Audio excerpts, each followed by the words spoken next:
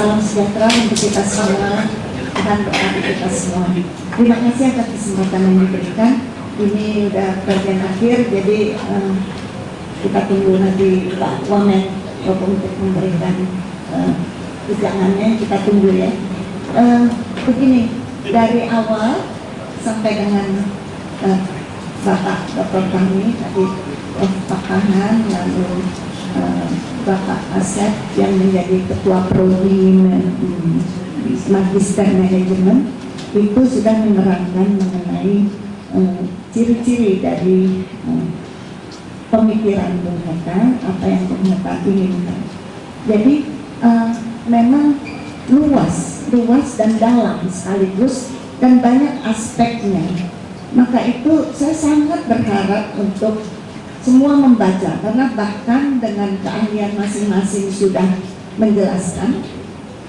Bahan benang merahnya adalah bagaimana ide koperasi itu sampai dianggap oleh Bung Hatta cocok dan penting. Mengapa koperasi penting untuk Indonesia, itu sudah dijelaskan.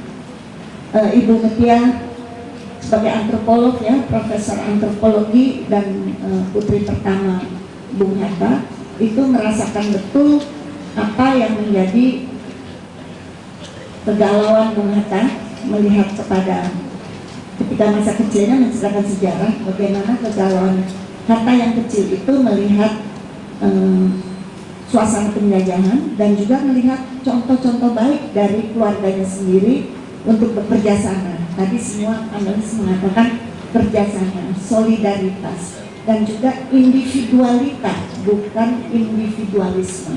Kalau individualisme larinya kepada laissez-aller yang dari Adam Smith, lari kepada kapitalisme.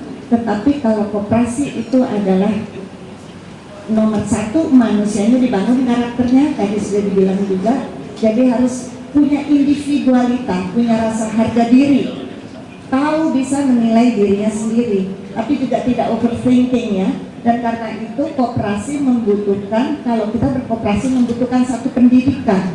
Dan di dalam buku ini Bung Hatta tuh menjelaskan dan tidak segan-segan membedah pendidikan seperti apa, sekolah seperti apa. Jadi ada SMP koperasi, dulu ada di tahun 50-an ketika beliau menjadi wakil presiden, itu ada.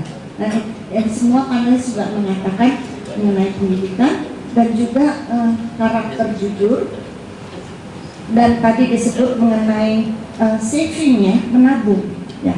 Itu karena memang di sini Bung Hatta juga menjelaskan dalam buku ini adanya satu lembaga tahun 1896 yang itu sebetulnya adalah awalnya koperasi di Indonesia.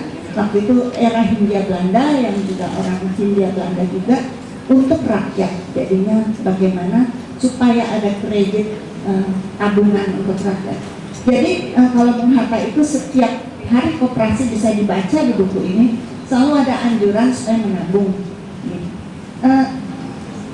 Pernah saya bicara di depan umum, lalu satu bapak pejabat bilang, ya ini putrinya bernostalgia tentang era bapaknya. Oh enggak gitu, bukan begitu.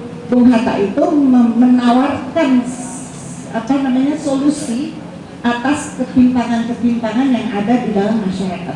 Ketika hidup sebagai mahasiswa di Eropa, tadi juga disebutkan, melihat kepada contoh koperasi, bentuk organisasi ekonomi koperasi itu di negara-negara Skandinavia, Denmark dan juga Swedia ya. Nah, tapi yang saya lihat di sini oleh karena itu saya mau bahas sedikit, merefleksikan juga koperasi dan rencana pembangunan 5 tahun Repelita.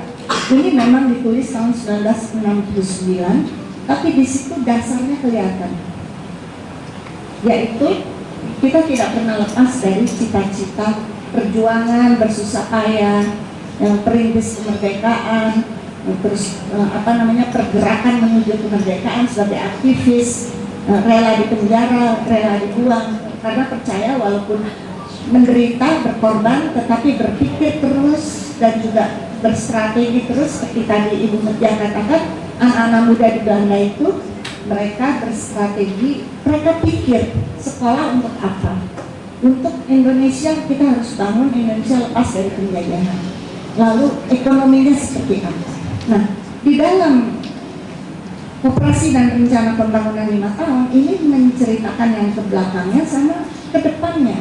Jadi Bung Hatta tuh bilang, esensinya apa? Cita-cita koperasi itu jadi untuk mengatur organisasi penghidupan ekonomi. Karena bangsa kita tuh dari dulu ketika di Hindia Belanda dijadikan bangsa kuli, dan juga kuli semua bangsa.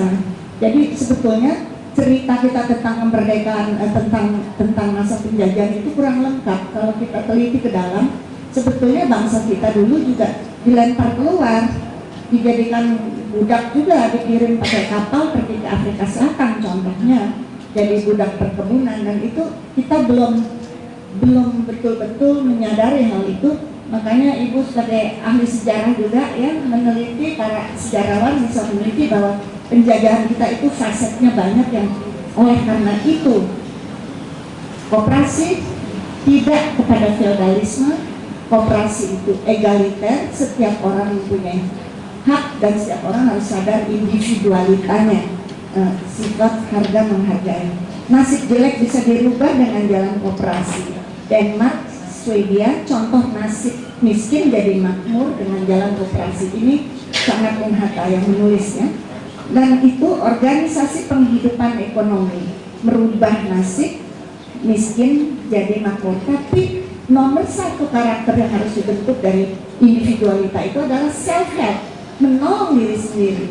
Seperti juga para aktivis untuk menuju kemerdekaan, mereka juga sadar semaksimal mungkin bagaimana membuat potensi diri, pintar jadi dokter, pintar menjadi Meister in the Rechten, sarjana hukum keluaran Leiden. Kemudian mereka pulang, mereka bersama-sama dengan pejuang yang di kaum pergerakan di Tanah Jawa yang dipimpin oleh Bung Karno, mendirikan PNI. PNI juga diinisiasi oleh Bung Hatta yang menganjurkan ayo cepat dari PI itu, Perhimpunan Indonesia, cepat pulang supaya bantu Bung Karno mendirikan PNI.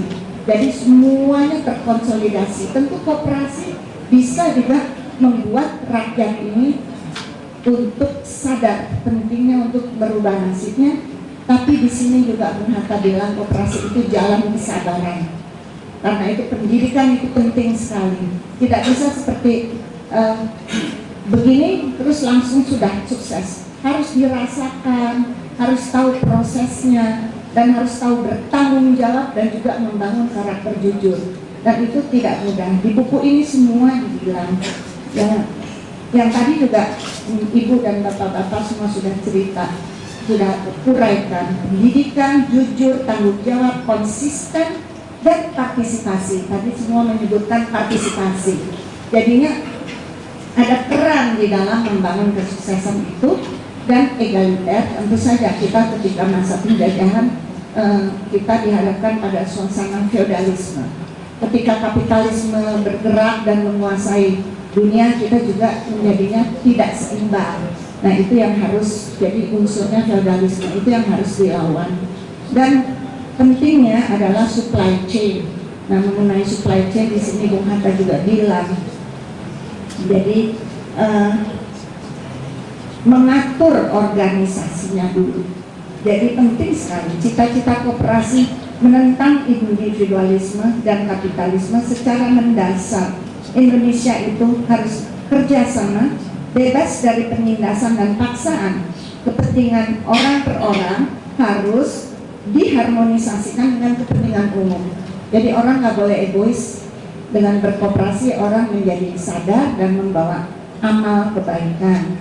Nah, jadi literasi juga penting sekali. Dengan kita mengenal sejarah dari ekonomi, perkembangan ekonomi negara kita sendiri, maka kita bisa melihat bahwa selama ini labelnya salah, reputasinya koperasi menjadi buruk karena penerapan koperasinya salah. Yang Bung Hatta sendiri mengatakan di sini di era 60 sampai 65 itu menjadi alat politik. Jadinya akhirnya koperasi menjadi nature-nya jadi berubah. Sehingga itu yang merupakan tantangan dan pekerjaan rumah yang harus dilakukan. Mungkin satu hal yang penting juga, halaman 273 dari buku ini, koperasi itu merasionalkan perekonomian. Detailnya diuraikan di sini. Jadi menghargai manusia dan juga memberi tempat untuk manusia menolong dirinya sendiri. Kreativitas pada diri manusia akan lebih berkembang. Dan dalam buku ini juga sebagai wakil presiden, Bung Hatta itu tidak hanya, ya Bung Hatta itu seperti tadi disebutkan juga selalu memberikan solusi. Jadi bukannya bicara-bicara terus nggak ada solusi, tapi selalu ada solusinya. Oleh karena itu juga sebagai wakil presiden, waktu mengundurkan diri kan Desember 1 Desember 56, tapi dari waktu ini Indonesia mulai membangun, Bung Hatta mengatakan koperasi itu harus bisa dirasakan oleh masyarakat, maka sampai dengan detailnya cara kerjanya. Sebagai contoh, Bung Hatta bilang, di mana pemerintah dan koperasi kekurangan daya, inisiatif swasta dapat dimasukkan sebagai tambahan ke dalam program pembangunan menurut syarat-syarat yang ditentukan. Selama perusahaan-perusahaan swasta itu melakukan fungsi produksi yang efektif, selama itu ia berjasa bagi masyarakat. Di sini masyarakatlah yang penting. Jadi people orientation di sini.